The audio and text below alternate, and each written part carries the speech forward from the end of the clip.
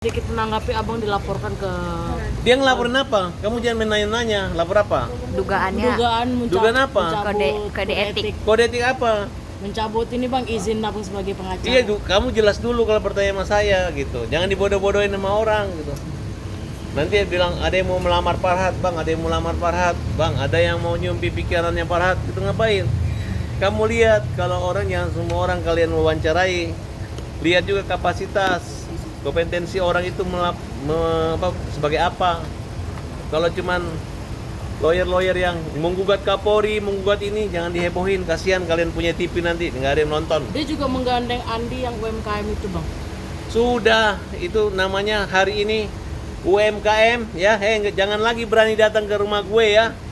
Karena yang punya uang bilang itu bukan uang titipan. Itu adalah uang pribadi dia, urusan dia sama Elsa Sharif. Jadi nggak ada urusan sama gue ya. Ingat ya, dia udah ngomong. Kemudian dia nggak menuntut. Dia tidak pernah nunjuk lawyer. Dia hanya menyarankan supaya Elsa mengembalikan untuk membantu. Dan kalian perlu ketahui bahwa dialah menurut saya yang menipu sebenarnya. Kenapa? Karena dia mengakui bahwa putusan pengadilan itu adalah pembelian slot iklan, bukan investasi. Kalau hari itu dia kena investasi, maka akan dihukumlah dia seberat mungkin. Nah, berarti ada yang tertipu member, dan member jangan pura-pura ditipu. Kalian udah tahu itu adalah kebodohan kalian. Beli slot masih minta investasi kembali, itu tidak mungkin. Dan laporan terhadap Andi sudah jalan ya. Andi, kamu itu nggak ada suatu kuasa bodong. Firdaus juga mengakui dan mengatakan bahwa uang yang diterima Elsa Sharif itu adalah uang legal sebagai jasa lawyer, sah. Nah, dan kalian sudah laporkan ke polisi. Udah, lapor aja ke polisi, proses, datang aja. Tinggal adu kuat aja mana bukti. Kalau Elsa kuat, kita kuat, ya berarti kan kasusnya SP3. Kalau kalian kuat, ya berarti sidang sampai ada hukuman, selesai. Kenapa harus kalian mempermalukan saya Elsa dengan cara-cara yang seperti itu? Jadi Firdaus itu adalah lawyer yang melaporkan Elsa Sharif. Yang dulu gua laporin, gua bilang Coboy cengeng ya. Mereka terlalu berani menerima kuasa dan mereka bilang mereka tidak mau gila gara-gara diperdaya oleh Andi ya. Dan sekarang Firdaus marah kepada Andi, kepada semua, menjelaskan Elsa Sharif sah sebagai jasa lawyer.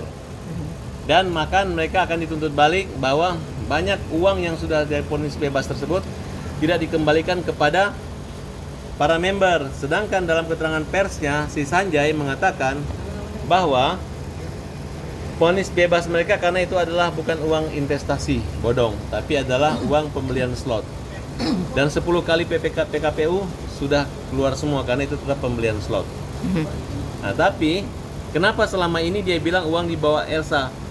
Berarti mereka datang ke rumah kita itu adalah dengan suatu kejahatan, yang mana mereka mengatakan bahwa uang itu adalah uang titipan member. Dan member yang kurang-kurang ajar ini Ibu Esti, Ibu Rita, Kita yang baju Maxim kuning itu lu udah gue laporin. Dan kamu ngajarin anak-anak kamu seolah nantang saya berantem, padahal kamu tahu bahwa uang itu adalah uang, bukan uang member, dan kalian juga nggak pernah menitipkan uang ke kita. Nah, sekarang si Sanjay hanya menghimbau Ibu Elsa minta uang kembali dengan seolah-olah punya rasa kemanusiaan, tidak akan menuntut. Kemudian ya jelas kan nggak ada uang kalian di rumahnya Elsa Sharif, apalagi di rumah Farhat Abbas. Nah, dan mereka udah laporin polisi, pengacaranya Firdaus. Nah, Firdaus sekarang udah marah-marah tuh. Jadi udah jelas kan siapa yang melanggar hukum dengan cara-cara premanisme, udah mulai terjawab ya. Buat tetangga-tetangga saya, orang-orang yang tampil di situ hanya ingin masuk TV biar kelihatan saya malu. Saya nggak malu, saya nggak nipu mereka ya. Lagian juga saya dengan tetangga nggak ada punya hubungan yang seolah saya itu kasih makan tetangga kemudian tetangga malu, nggak ada. Kami dengan tetangga masing-masing punya kehormatan dan mandiri semua, nggak ada masalah. Nah, dan mereka itu terlalu berani mengancam-ngancam gitu. Nah, mulai hari ini ya kita minta polisi untuk tangkap segera itu Andi itu yang memprovokasi. Dan dialah yang mengarahkan agar para member menyari Ibu Elsa dan saya. Padahal jelas-jelas uang itu adalah bukan uang member, uang pribadi. Ada pernyataan, bukan uang member. Oke, Bang. Terutama ini cumi-cumi ini. Cumi-cumi ini paling banyak banget memberita yang tidak berimbang terhadap saya. Tapi nggak apa-apa. Sekarang kalian menyadari kan bahwa yang sebenarnya yang terjadi seperti itu. Bang, tapi menurut Abang kaget nggak dengan langkahnya Bang Herwanto melaporkan Abang mungkin? Saya sempat terkejut. Dia ngomong Heran apa? Ini orang ngomong siapa? Saya nggak kenal. Soal kode nggak kenal. etik Bang katanya. Kode etik apa? Abang di Kode etik Pradi. apa? Yang kode etik itu adalah lawyer-lawyer yang mengada-ada. Kapolri nggak salah, Kapolri digugat 1 triliun. Urusan apa? Urusan Cirebon. Ya kan nggak nyambung, minta barang bukti segala macam, ditolak putus laporannya. Terus kamu kalau udah kalah ngelawan Kapolri, gugatan nggak usah lagi deh. Ikut-ikut sidang, berhenti aja jadi jual-jual apa kayak di sana gitu. Itu jadi mancing di laut biar ada hasilnya. Bang, kabarnya kan dulu Bang Herwanto sahabat Abang. Mungkin maksudnya ngelihatnya jadi gimana, Bang? Nggak sahabat, tanya ramah aja. Dari awal dulu. Dari pertama kali tahun 2014 sudah nyerang-nyerang saya kok. Cuman baru terakhir kenal, masuk di tim, kita masukin lah daripada kurang kerjaan kan. Lari sendiri. Terus minta menangani perkara ini. Gua mau berada di dalam bro, katanya.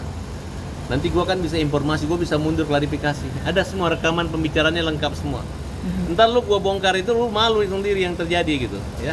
Kalau pengacara itu kayak Farhat, gigi, terus bisa membedakan mana kawan mana lawan. Karena lu bukan kawan gue, ya udah jauh-jauh, minggir. Agus melewat, Agus sehat, Agus nggak sedih. Bang Rasman ikut menanggapi soal Abang dilaporkan oleh Bang Densu. Mungkin gimana menurut Apa tanggapannya Rasman?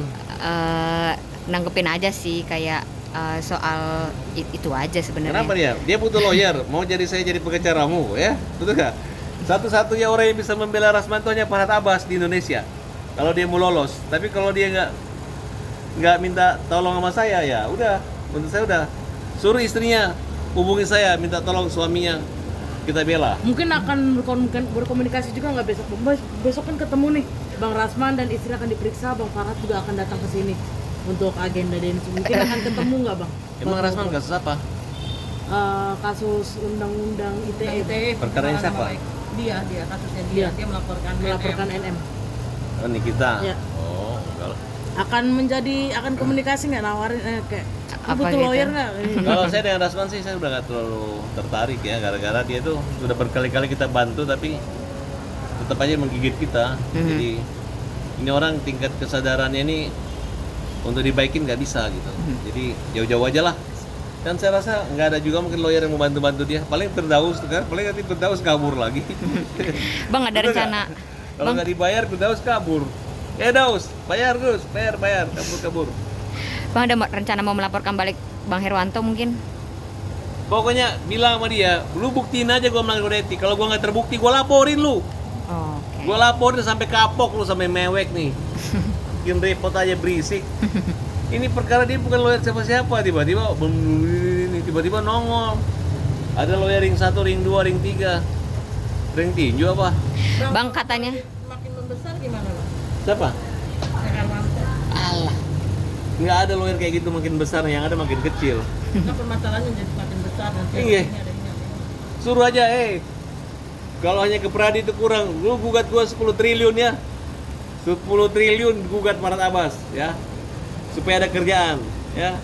Kan lu pengen kelihatan sama keluarga lu sidang kan, ya udah itu aja. Gua saranin gugat Farhat 10 triliun. Bang katanya menantang Herwanto Iya, juga. supaya dia ada sibuk pakai apa itu bajunya yang ada tali-talinya itu. Bang katanya besok pengacara donatur mau membawa bukti polling link itu loh Bang. Udahlah, nggak ada Pengadilan. masalah. Yang Nggak apa-apa, masalah Bang. sekarang antara Novi dengan Agus, pengacaranya udah ada. Pengacara banyak kerjaan yang penting buat membela rakyat. Bukan untuk melawan orang buta, bukan untuk melawan orang susah, bukan melawan orang sakit, ya. Kenapa saya katakan bahwa kalian itu nanti akan masuk neraka? Karena kalian jahat, zalim sama orang buta. Bang tapi siap dengan besok kalau misalkan jadi dibawa ke pengadilan. Tapi ini perdata oleh pengacara donatur. Silahkan aja, ya. Perdata-data, aneh-aneh kalian, nggak ada legal standingnya di situ. Bang, berarti ada kemungkinan nanti Agus dan Novi dan serta tim akan damai, Bang. Damai. Setelah kesepakatan yang Bang Bukan damai, mereka menyerahkan harta sumbangan Agus tanpa syarat. Paham? Nah, kalau udah begitu, masa saya hajar dia lagi? Ntar kalian bilang Pak Harto yang kurang ajar, ya kan? Kita ini pembela kaum lemah, yang kalau sudah selesai, ya tidak melemahkan orang-orang yang lain. Kalau orang memuliakan kita, kita muliakan orang. Kalau orang jual, kita beli. Kalau orang bilang tai, kita hajar. Hajar Indonesia, hukum jamin rakyat, pukul, pembela kaum lemah. Oke. Bang, kan ini kasus makin kemana-mana nih, maksudnya sampai Bang Herwanto juga melaporkan. Saya nggak kenal tuh, siapa itu Herwanto, saya nggak kenal. Nggak pernah dengar namanya. Oke. Bang, soal kemarin langkah Kemensos, dari Kemensos ada langkah selanjutnya apa nih Bang? Follow Langkah up-nya? selanjutnya, Iya. ya tergantung ke Mensos. Bisa dia cari gara-gara sama Densu, bisa sama Nopi, bisa. Bisa juga cari gara-gara sama Agus.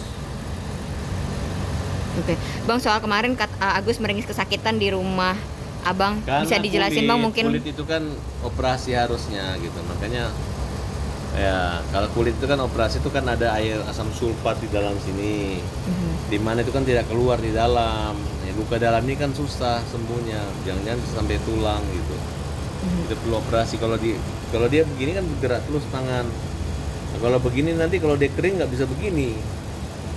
Kalau di gini ya kapan sembuh lukanya, hanya teknologi canggih dengan diperban atau di apalah. Mungkin dibelah-belah di sini sehingga atau harus ganti kulit yang bisa lebih elastis kan tidak ngerti. Mungkin kulit kucing atau kulit apa kan? Karena kulit mau ambil dari kulit tidak mungkin karena ini udah luka sebadan, termasuk kulit mata ini mau dipindahin nggak bisa. Nah jadi Agus hanya operasi estetika.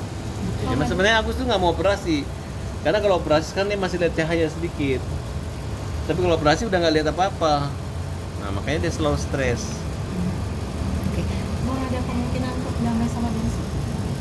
Densu, kenapa pertanyaanmu begitu? Ya, sekali aja. Iya. Kau jangan tanya sama saya, tanya sama dia. Ada kemungkinan kamu merendahkan sedikit untuk minta maaf sama Farhat? Itu ditanya. Kalau sama saya gimana? Masa saya marah, saya diajak baru saya mau damai kan nggak mungkin lah. Bang, katanya Tenovi mau melaporkan 4 nama ke polisi. Kalau salah satunya Abang, mungkin Abang apakah akan siap? Lu jangan mancing-mancing ya, jangan mancing-mancing gitu. Enggak, tapi benar mau melaporkan 4 orang. Gimana menurut Abang Ya, aja? jangan mancing-mancing, jangan mancing-mancing. Kalau Nopi nggak ngelaporin saya, lu gua laporin, oke?